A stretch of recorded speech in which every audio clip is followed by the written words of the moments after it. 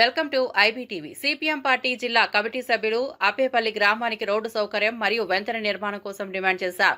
ఈ గ్రామానికి రోడ్డు సౌకర్యం లేక ప్రజలు తీవ్ర ఇబ్బందులు పడిపోతున్నారని తెలిపారు.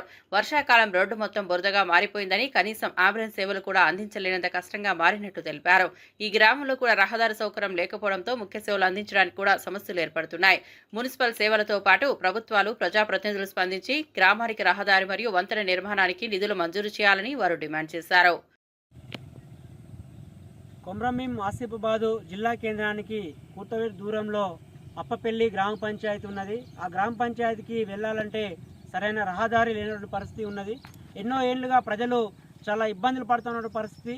వర్షాకాలం వస్తుందంటే గింట మొత్తం కూడా రోడ్డు బురదమయంతో నిండి చాలా విచ్చలవిడిగా ఉన్నటువంటి పరిస్థితి ఉన్నది. దానికి తోడుగా ఇక్కడ ఒర్రె ఉన్నది. ఒర్రెకి కనీసం వంతెన లేనటువంటి పరిస్థితి ఈ అప్పపల్లి విలేజ్కి ఉన్నటువంటిది. రాకపోకలకు చాలా ఇబ్బందులు కలిగి ప్రజలు చాలా తీవ్ర ఇబ్బందులు పడుతున్న పరిస్థితి. ఇక్కడ ఉన్న ప్రభుత్వాలు, గతంలో ఉన్న ప్రభుత్వం కానీ ఇప్పుడున్న ప్రభుత్వము కనీసం ఈ అప్పపల్లి విలేజ్ పైన ఒక కనీసం కనికరం కూడా చూపేటువంటి పరిస్థితి ఉన్నది. అంటే అంబులెన్స్ పోయినటువంటి పరిస్థితిలో ఈ విలేజ్ ఉన్నటువంటి పరిస్థితి. అంటే ముఖ్యంగా మనము వంతెన, కనీసం వంతెన లేకుండా ప్రజలు ఈ బొర్రెల నుంచి పోవడానికి రాకపోకలు కొనసాగిస్తూ ఉన్నారు. అంటే ఇట్లాంటి తీవ్ర ఇబ్బందులు పడుతున్నా కూడా ప్రభుత్వాలకు చెవున పడట్లేదు.